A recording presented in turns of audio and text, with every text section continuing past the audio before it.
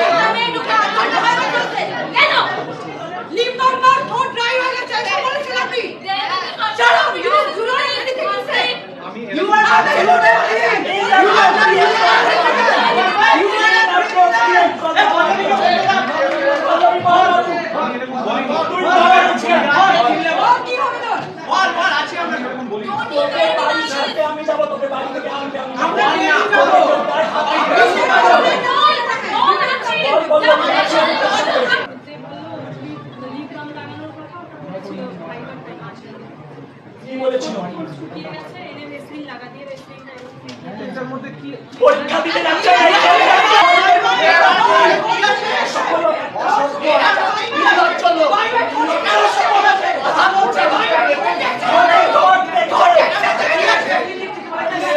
আপনারা এগুলো কলেজে